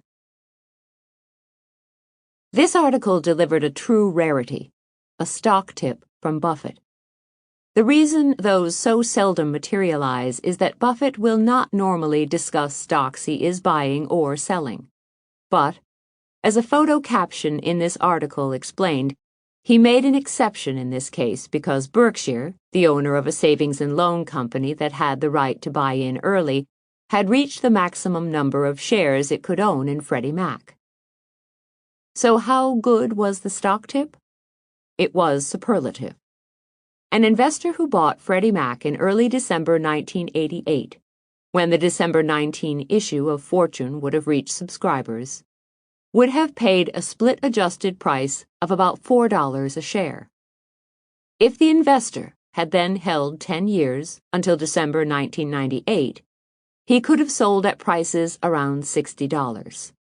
Investors looking for cues from Buffett might in fact have held on that long, because Berkshire retained almost all of its Freddie Mac stock, roughly 60 million shares, through the 1990s. But as the decade ended, Buffett was ready to sell. In 2000, a year in which Freddie's stock price ranged from $37 to $70, Berkshire unloaded more than 95% of its position, registering a big capital gain of around $3 billion. The sales were made out of the public eye, because Berkshire had secured the SEC's permission to keep its sales confidential. That is, the company was allowed to omit any mention of Freddie in what are called 13F filings until they were completed. Once they were, Berkshire amended its 13Fs, and Buffett disclosed in the 2000 annual report that Freddie was largely gone. He added no details, though, as to why the sales had been made. The reasons were eventually to come out, however, because of Freddie Mac's own theatrics. In 2003, the news flashed that Freddie had regularly misreported its earnings and would have to restate them. By 2007, Freddie's regulator, the Office of Federal Housing Enterprise Oversight, OFHEO, was trying to force Leland Brenzel, who'd been dumped as CEO of Freddie, to relinquish a large chunk of his compensation. Buffett was then called as a witness by the regulators, who expected him, correctly, to testify that he had sold Berkshire's stock in 2000 because he had lost respect for Freddie's management. Elaborating, Buffett testified that he'd met with Brenzel several times and found him unwisely striving for double-digit earnings gains of, say, 15%. Gains like that don't come naturally for financial companies, Buffett said, and managements reaching for them can start making up the numbers. Freddie had also made a big, unorthodox investment that Buffett didn't like, and he wondered what else bad it was doing that he didn't know about. Quote, "There's never just one cockroach in the kitchen," Buffett said. The regulators won the case, and Brenzel was fined and penalized a total of $16 million. Turns out that Buffett could have taken his time about selling Berkshire's Freddie stock. A winner during the housing bubble, Freddie sailed along in the stock market, surviving Berkshire's sales, the earnings scandal, and management upheaval until October 2007. Then its stock collapsed, becoming a central casualty of the financial crisis. Recently, Freddie was a penny stock, selling for about 25 cents. CL. Great investment opportunities come around when excellent companies are surrounded by unusual circumstances that cause the stock to be misappraised. Thus saith the prophet Warren Buffett, chairman of Berkshire Hathaway and stock picker supreme. In his opinion, Federal Home Loan Mortgage Corp., otherwise known as Freddie Mac, is just such an opportunity. A quasi-public corporation like its older cousin, Fannie Mae, the Federal National Mortgage Association, it earns an impressive 23% return on equity and sells for less than 8 times estimated 1988 earnings. Freddie Mac is a triple dip, says Buffett. You've got a low percentage earnings ratio on a company with a terrific record, you've got growing earnings, and you have a stock that is bound to become much better known to equity investors. Berkshire Hathaway's savings and loans subsidiary owns or has contracted to buy about $108 million of Freddie Mac stock, the maximum allowed. Lots of Buffett's friends and associates have invested, too, including Lewis Simpson, vice chairman of Geico, and William Ruane, chairman of the Sequoia Fund. Should the ordinary investor consider joining the Buffett gang? In a word, yes. Freddie Mac helps make the American dream of owning a house a reality. Chartered by Congress in 1970, the company buys residential mortgages from lenders, guarantees the mortgages against default, packages them as securities, and sells them to investors, including many S&Ls. From 1970 through 1987, the market for conventional residential mortgages grew at a compound annual rate of more than 13%, and never at less than 5.5% a year. Not bad. But what makes the business outstanding is the paucity of competition. Fannie Mae is the only other major player. The chief difference between them is that Freddie resells virtually all its mortgages, while Fannie holds on to a substantial amount of them. Together, Freddie and Fannie control 90% of the market. Says Buffett, it's the next best thing to a monopoly. The future of the Freddie-Fannie family duopoly looks encouraging. The market could expand for years to come. So far, only 33% of conventional residential mortgages are scrutinized, leaving plenty of room for growth. Moreover, savings institutions will soon have another powerful incentive to buy more mortgage-backed securities. In 1990, savings banks and S&Ls holding ordinary mortgages will be required to maintain bigger reserves against loan losses if they owned a diversified portfolio of securitized mortgages. Of the two, Freddie may be the better bet. Over the past decade, its return on equity has averaged more than twice Fannie's.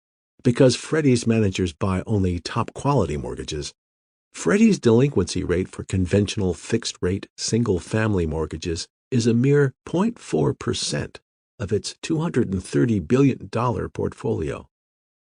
With holdings of similar size, Fannie has 1.1% delinquencies. President Leland Brenzel and the other Freddie Mac managers minimized their exposure to interest rate spikes, which hurt mortgage bankers by raising their cost of money while lowering the price of mortgages in the secondary market. Brentsell keeps only $15 billion worth of mortgages on the balance sheet versus Fannie Mae's $102 billion. Freddie's lower exposure to rising interest rates may be one reason Berkshire Hathaway's sold shares in Fannie not long ago and bought more of Freddie, says Berkshire Hathaway Vice Chairman Charles Munger. I can't think of a more tangible compliment to the stock than to buy every damn share we are allowed to. By law, no one may own more than 4% of Freddie Mac's outstanding shares. Shares in Freddie Mac have a few peculiarities. First, the stock is properly called participating preferred.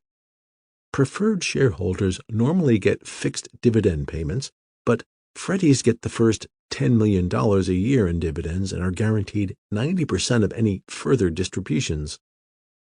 The second wrinkle for the would-be investor is that Freddie trades over the counter on a when-issued basis until January 3rd, when it will be listed on the New York Stock Exchange.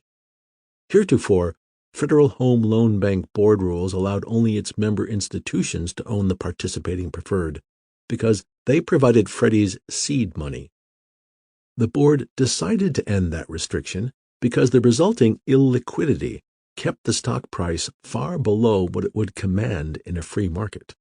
The change should raise some $2 billion for capital-starved S&Ls. Freddie's when-issued stock began trading in October. Most institutional investors have yet to discover its charms or have not bought it because their rules preclude owning when-issued shares. Mutual funds and insurance companies rarely hold them. The pros may seem to rule the equity markets, but with Freddie Mac's, for once the edge goes to the individual investor. And there's a bonus. Because you cannot take delivery of when-issued shares right away, you can put up 30% now and pay the rest later.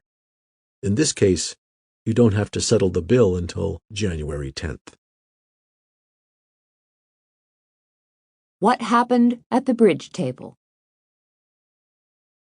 A Very Full Deck, June 5, 1989, by Julia Lieblich.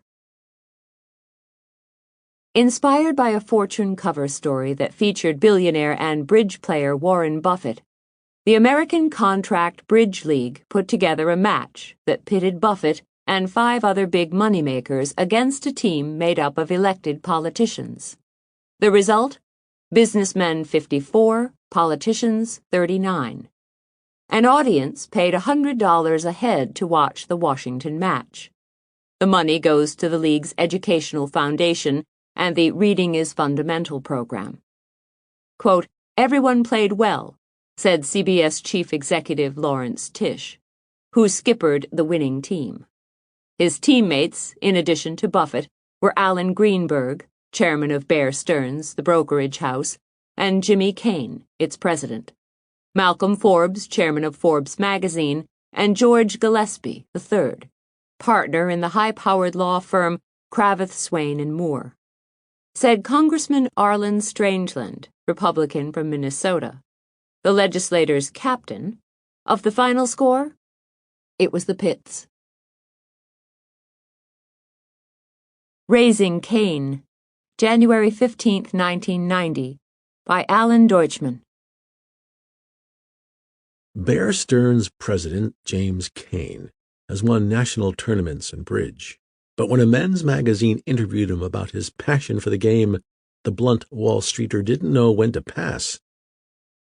M asked him about his teammates, his boss, Bear Stearns' CEO and amateur magician Alan Greenberg, plus Tisch, Forbes, Gillespie, and Buffett, as mentioned above, who compete as corporate America's 6 honchos, cash. Kane not only criticized his partners, they don't know what a good bridge player looks like, but went on to claim that women lack the emotional cool to be top bridge players or stock traders. Under intense pressure, said Kane, 52, a woman will probably have to go to the ladies' room and dab her eyes.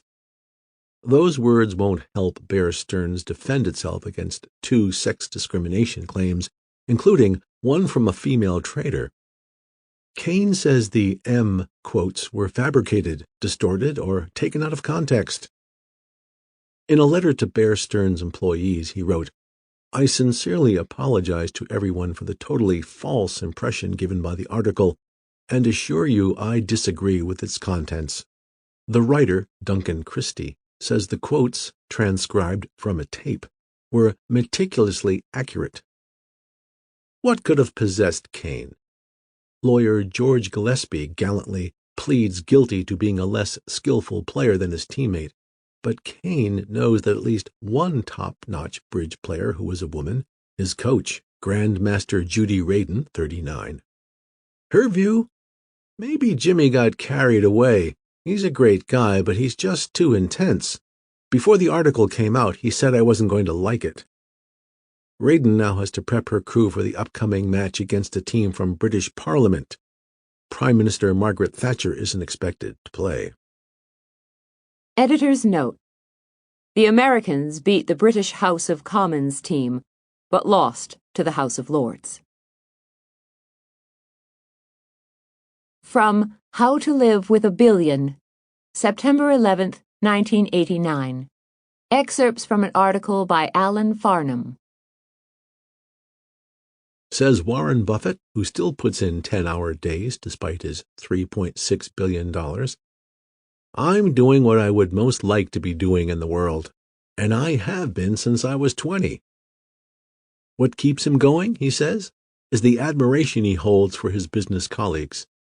I choose to work with every single person I work with. That ends up being the most important factor. I don't interact with people I don't like or admire. That's the key. It's like marrying." When it comes to personal giving, Buffett feels that picking causes is harder than picking stocks. In stocks, you're looking for things that are obvious and easy to do. You try to identify the 1-foot bars you can step over. But when you get in the charitable arena, you're attacking problems that have been the most intractable and resistant to solution throughout history. The most important ones are all 7-foot bars. Population control and diffusing the nuclear threat, the 2 causes Buffett's foundation supports, are bars so high up that I can't see them. Real Lulus. Though Buffett has spent only $10 million to $15 million on these causes so far, he intends to give much more. Waldemar Nielsen, an expert on foundations and author of The Golden Donors, thinks Buffett hasn't even warmed up yet. He's one of those very rare guys who is not only one hell of an entrepreneur in business, but one hell of an entrepreneur in the philanthropic field. We haven't had one in a long time.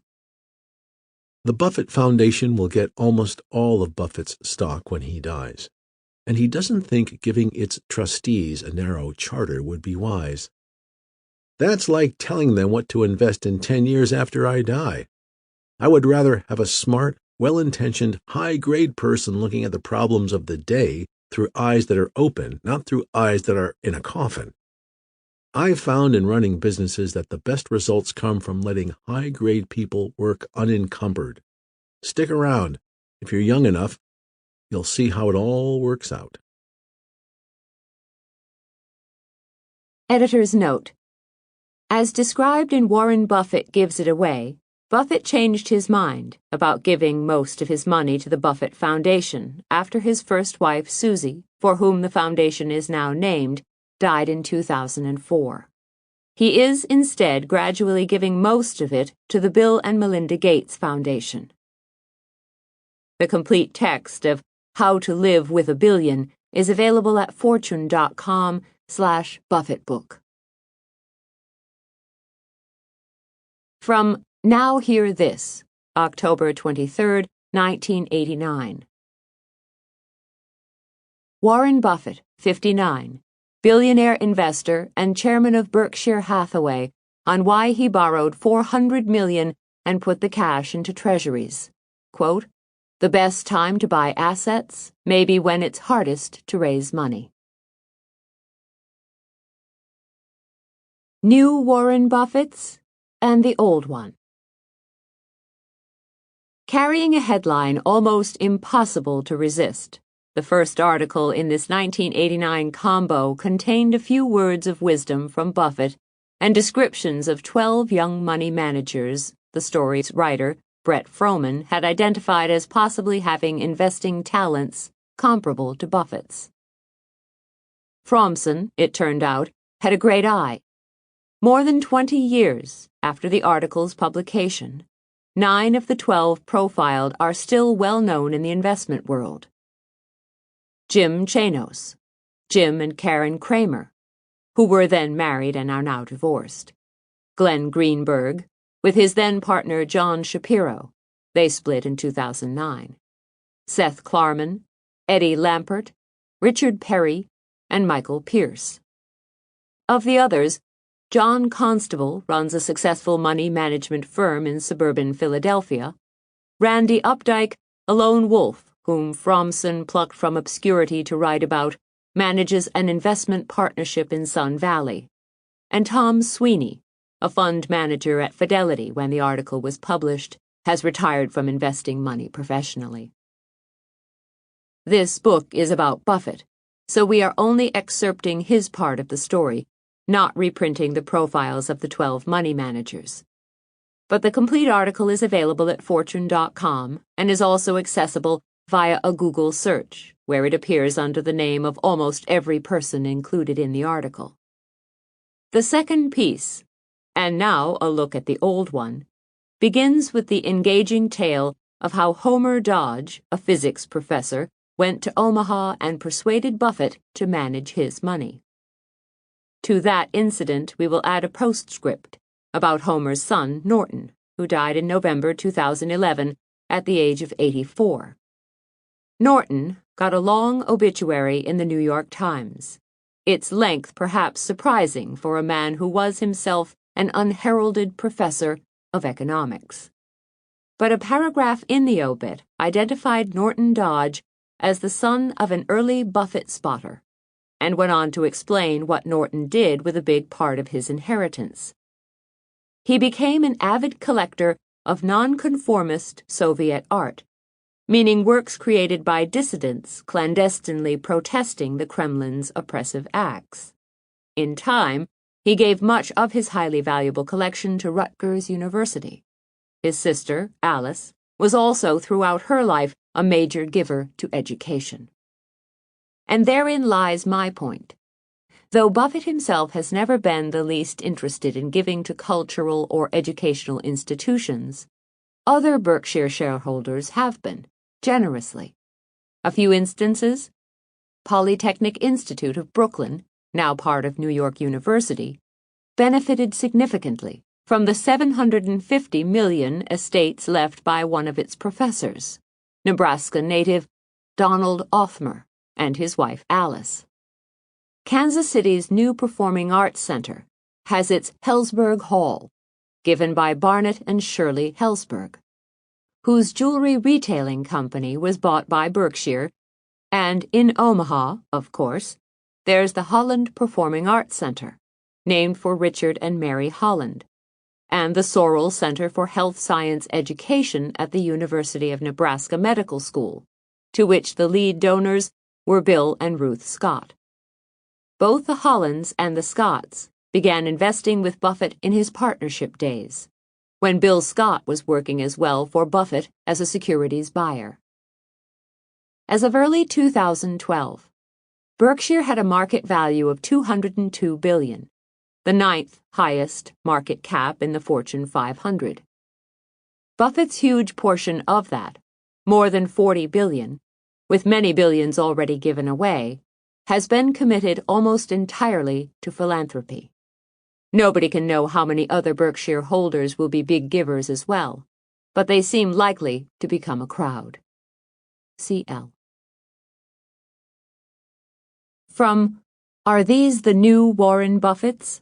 October 30th, 1989. An excerpt from an article by Brett Duval Fromson. Wouldn't you like to become partners with someone who would double your money every 3 to 4 years ad infinitum? To put it another way, wouldn't you like to invest with the next Warren Buffett? Riches come to investors who early in their lives find great money managers. Buffett is certifiably one of the greatest. His early clients are now worth tens of millions of dollars. He achieved that by compounding money consistently and reliably at about 25% per annum. The young investors you will meet here show comparable signs of talent, but even they can return only 20% a year. Most have done at least that well so far. $10,000 invested with them today would be worth $5.9 million in the year 2025. What reveals their potential? Strong investment performance, of course, but that is not conclusive, especially among young managers who generally lack a 10-year record. More important are certain character traits. Buffett himself starts with high-grade ethics. The investment manager must put the client first in everything he does. At the very least, the manager should have his net worth invested alongside of his clients to avoid potential conflicts of interest. Those profiled here have put the bulk of their assets with their customers. Buffett says he would invest only with someone who handled his mother's money too, as he did. Brains help, but above a certain level, they are not the salient distinction among investment managers. Says Buffett, you don't need to be a rocket scientist. Investing is not a game where the 160 IQ guy beats the guy with the 130 IQ. The size of the investor's brain is less important than his ability to detach the brain from the emotions. Rationality is essential when others are making decisions based on short-term greed or fear, says Buffett. That is when the money is made. And now a look at the old one, October 30th, 1989, by Brett Duval Fromson. In the muggy summer of 1956, a 67-year-old physics professor from Vermont pulled his Jeep to a stop on a tree-lined street in Omaha. Looking for the man he thought would be one of the next great American investors, Homer Dodge had driven 1,500 miles alone in hopes of persuading 25-year-old Warren Buffett to manage his family's savings. The perspicacious Dodge had been a client of Buffett's former boss, Benjamin Graham, the father of modern financial analysis, but Graham had recently liquidated his investment company.